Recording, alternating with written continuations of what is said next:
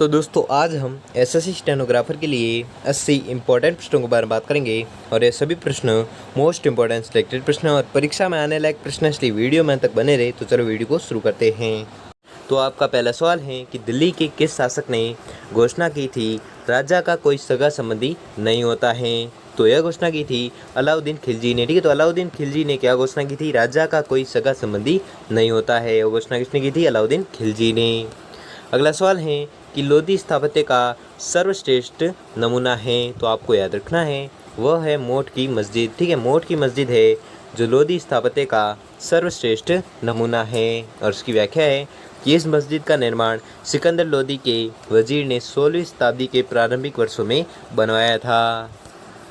अगला सवाल है कि सिकंदर लोधी द्वारा फारसी भाषा में अनुवादित ग्रंथ फरहंग सिकंदरी किस शास्त्र से संबंधित था? तो आपको याद रखना है वह संबंधित था नक्षत्र शास्त्र से। ठीक है, नक्षत्र शास्त्र से संबंधित ग्रंथ कौन सा था? फरहंग सिकंदरी। ठीक है, यह संबंधित था किससे? नक्षत्र शास्त्र से। और ये किसके द्वारा अनुवादित ग्रंथ था? तो आपको याद रखना है यह था सिकंदर लोधी द्वारा फारसी भाषा में अनुवादित ग्रंथ था। अगला सवाल है कि जियाउद्दीन बर्नी को राजनीतिक दर्शन से संबंधित पुस्तक कौन सी है? तो आपको याद रखना है वह है फतवा-ए जहादारी। ठीक है, फतवा-ए जहादारी है जो जियाउद्दीन बर्नी की राजनीतिक दर्शन से संबंधित पुस्तक है। कौन सी? फतवा-ए जहादारी।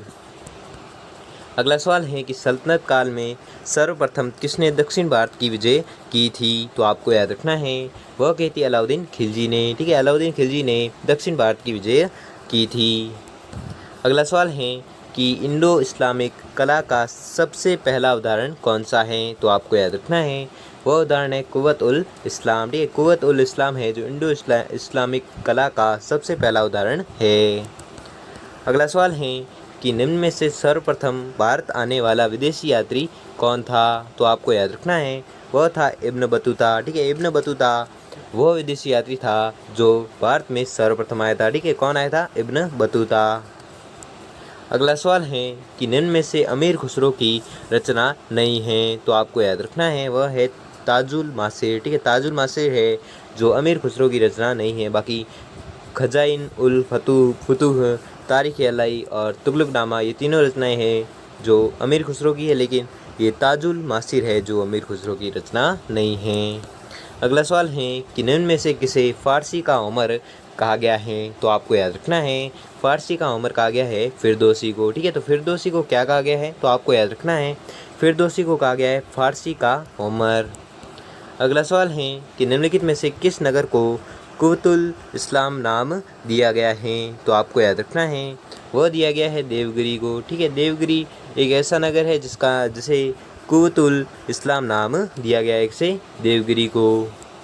अगला सवाल है कि मध्यकाल में खराज क्या था? तो आपको याद रखना है मध्यकाल में खराज था कृषि पर कर। ठीक है, कृषि पर कर था जिसे मध्यकाल में खराज कहते थे। क्या कहते थे? खराज। अगला सवाल है कि कौन सा इतिहासकार मंगोलों द्वारा बंदी बनाया गया था? तो आपको याद रखना है वह इतिहासकार था अमीर खुसरो। ठीक है, अमीर खुसरो एक ऐसा इतिहासकार था जो मंगोलों द्वारा बंदी बनाया गया था। कौन? अमीर खुसरो। अगला सवाल है कि निम्नलिखित में से किस वंश के शासकों ने सबसे अधिक समय तक शासन किया था? तो आपको याद रखना है यह किया था तुगलक वंश ने। ठीक है, तुगलक वंश ने के शासकों ने सबसे अधिक समय तक शासन किया था। किसने? तुगलक वंश ने।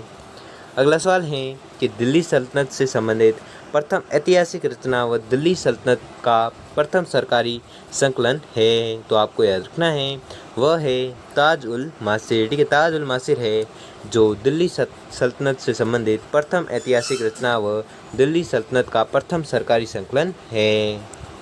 अगला सवाल है कि दिल्ली सल्तनत के निम्नलिखित वंशों का सही कालक्रम है। तो सही कालक्रम बताना है। तो सही कालक्रम है ऑप्शन नंबर 3 आपका राइट आंसर हो जाएगा, जिसमें सही कालक्रम है पहले इलबरी, बाद में आया खिलजी, फिर आया तुगलक और फिर आया सैयद और लास्ट में था लोधी वंश। ठीक है, ये हुए कालक्रम, इसलिए आपका सही जवाब होगा ऑप्शन नंबर 3। ठीक है, वापस से देख लो कि पहला वंश कौन सा आया था। तो पहला वंश आया था इलबरी वंश आया था, बाद में आया था खिलजी वंश, फिर आया था तुगलक वंश और फिर आया था सैयद वंश और सैयद के बाद आया था लोधी वंश। ठीक है, लास्ट में लोधी वंश आया था और फर्स्ट में आया था इल्बरी वंश। ठीक है, तो आपको याद रखना है। अगला सवाल है कि प्रथम मुस्लिम भारतविद कहा जाता है तो किसे कहा जाता है? यह कहा जाता है अल-बरूनी को। ठीक है, तो अल-बरूनी को क्या कहते हैं? तो आपको याद रखना है अल-बरूनी को कहते हैं प्रथम मुस्लिम भारतविद कहा जाता है। अगला सवाल है कि आधुनिक भूगोल का महान पिता कहा जाता है तो किसे कहा जाता है? यह कहते हैं मार्को पोलो को। ठीक है, तो मार्को पोलो को क्या कहा जाता है? आधुनिक भूगोल का महान पिता है जो कहा जाता है किसे? मार्को पोलो को। अगला सवाल है कि 5 सुल्तानों का शासनकाल देखा तो किसने देखा? यह देखा था अमीर खुसरो ने। ठीक है, अमीर खुसरो वह व्यक्ति था जिसने 5 सुल्तानों का शासनकाल देखा था। किसने? अमीर खुसरो ने। अगला सवाल है कि भारत का सादी कहा जाता है तो किसे कहा जाता है? यह कहा जाता है अमीर हसन सीजी को। ठीक है, तो अमीर हसन सीजी को क्या कहा जाता है? अगर एग्जाम पूछे तो आपको याद रखना है अमीर हसन सीजी को कहते हैं भारत का सादी। अगला सवाल है कि भारत में मुस्लिम राज्य का संस्थापक माना जाता है तो आपको याद रखना है यह माना जाता है मोहम्मद गौरी को। ठीक है, तो मोहम्मद गौरी को क्या माना जाता है? भारत में मुस्लिम राज्य का संस्थापक माना जाता है किसे? मोहम्मद गौरी को। अगला सवाल है कि रजिया को बंदी बनाने वाला विद्रोही नेता था तो कौन था? अल्तुनिया। ठीक है, अल्तुनिया वह नेता था या वह नेता था जिसने रजिया को बंदी बनाने वाला विद्रोही नेता था। कौन? अल्तुनिया, जिसने रजिया को बंदी बनाया था। ठीक है, अगला सवाल है कि गाजी मलिक के ने जिस शासक को पराजित कर दिल्ली में तुगलक वंश की नींव डाली वह था तो आपको याद रखना है वह शासक था खुसरो शाह। ठीक है, खुसरो शाह वह शासक था जिसको पराजित किया था किसने? गाजी मलिक ने। और गाजी मलिक ने उसको पराजित कर दिल्ली में तुगलक वंश की नींव है जो डाली थी किसने? गाजी मलिक ने। किसको पराजित कर? तो आपको याद रखना है यह पराजित किया था खुसरो शाह को पराजित किया था और दिल्ली में तुगलक वंश की नींव है जो डाली थी। अगला सवाल है कि घोड़ों का दागने की प्रथा को सर्वप्रथम शुरू किया था तो किसने किया था? यह किया था अलाउद्दीन खिलजी ने। ठीक है, तो अलाउद्दीन खिलजी ने क्या किया था? तो अलाउद्दीन खिलजी ने किया था घोड़ों को दागने की प्रथा को सर्वप्रथम शुरू किया था किसने? अलाउद्दीन खिलजी ने। अगला सवाल है कि किसने कहा रजिया में एक शासक होने के सभी गुण थे लेकिन उसका जन्म एक नारी के रूप में हुआ था तो आपको याद रखना है यह कहा था इब्न बतूता ने। ठीक है, तो इब्न बतूता ने क्या कहा था? इब्न बतूता ने कहा था कि रजिया में एक शासक होने के सभी गुण थे लेकिन उसका जन्म एक नारी के रूप में हुआ था। यह किसने कहा था? अगर एग्जाम पूछे तो आपको याद रखना है यह कहा था इब्न बतूता ने। अगला सवाल है कि उस जैन संत का नाम बताइए जिसके साथ मोहम्मद बिन तुगलक ने वार्तालाप किया था तो आपको याद रखना है वह जैन संत था जिन प्रभु सूरी। ठीक है, जिन प्रभु सूरी वह जैन संत थे जिसने मोहम्मद बिन तुगलक के साथ है जो वार्तालाप किया था किसने? जिन प्रभु सूरी ने। अगला सवाल है कि कौन सा सुल्तान अशोक के स्तंभ को दिल्ली लाया तो आपको याद रखना है वह लाया था फिरोज तुगलक। ठीक है, फिरोज तुगलक वह सुल्तान था जो अशोक के स्तंभ को दिल्ली लाया था। कौन? फिरोज तुगलक। अगला सवाल है कि तारीख मुबारक शाही का लेखक याहिया बिन सरहिंदी निम्नलिखित में से किसके शासनकाल में था तो आपको याद रखना है यह था सैयद वंश के शासनकाल में। ठीक है, सैयद वंश के शासनकाल में तारीख मुबारक शाही का लेखक याहिया बिन सरहिंदी निम्नलिखित में से सैयद वंश का शासनकाल में था। ठीक है, तो आपको याद रखना है किसके शासनकाल में था? अगर एग्जाम पूछे तो आपको याद रखना है यह था सैयद वंश के शासनकाल में। अगला सवाल है कि निम्नलिखित में से किस सूफी संत ने 7 सुल्तानों की हुकूमत देखी लेकिन किसी के दरबार में नहीं गया तो आपको याद रखना है वह सूफी संत था शेख निज़ामुद्दीन चिश्ती। ठीक है, शेख निज़ामुद्दीन चिश्ती वह सूफी संत था जिसने 7 सुल्तानों की हुकूमत देखी लेकिन किसी के भी दरबार में नहीं गया था। कौन? शेख निज़ामुद्दीन चिश्ती। अगला सवाल है कि निम्नलिखित में से कौन सा अष्टभुजीय मकबरा है तो आपको याद रखना है वह मकबरा है सिकंदर लोदी का मकबरा। ठीक है, सिकंदर लोदी का मकबरा है जो अष्टभुजीय मकबरा है। किसका मकबरा है? सिकंदर लोदी का मकबरा। अगला सवाल है कि किस शासक ने भारत पर 17 बार आक्रमण किए थे तो 17 बार आक्रमण करने वाला शासक था मोहम्मद गजनवी। ठीक है, मोहम्मद गजनवी वह शासक था जिसने भारत पर 17 बार आक्रमण किए थे। अगला सवाल है कि शेख ख्वाजा कुतुबुद्दीन बख्तियार काकी की स्मृति में निर्मित कुतुब मीनार के निर्माण को पूरा कराया था। तो आपको याद रखना है यह कराया था इल्तुतमिश ने। क्या प्रश्न है कि शेख ख्वाजा कुतुबुद्दीन बख्तियार काकी की स्मृति में निर्मित कुतुब मीनार के निर्माण को पूरा कराया था। तो पूरा कराया था किसने? इल्तुतमिश ने कराया था। और शुरू कराया था कुतुबुद्दीन ऐबक ने कराया था। और इसको पूरा है जो कराया था किसने? इल्तुतमिश ने कराया था। अगला सवाल है कि तुर्कान ए चहलगानी दल का गठन किया था। तो किसने किया था? तो यह किया था इल्तुतमिश ने। ठीक है, तो इल्तुतमिश ने किस दल का गठन किया था? अगर एग्जाम पूछे तो आपको याद रखना है यह किया था तुर्कान ए चहलगानी दल का गठन किया था किसने? इल्तुतमिश ने। अगला सवाल है कि किस सुल्तान ने सिजदा एवं पाबोस प्रथा प्रारंभ की थी? तो आपको याद रखना है यह की थी बलबन ने। ठीक है, बलबन वह सुल्तान था जिसने सिजदा एवं पाबोस प्रथा है जो प्रारंभ की थी किसने? बलबन ने।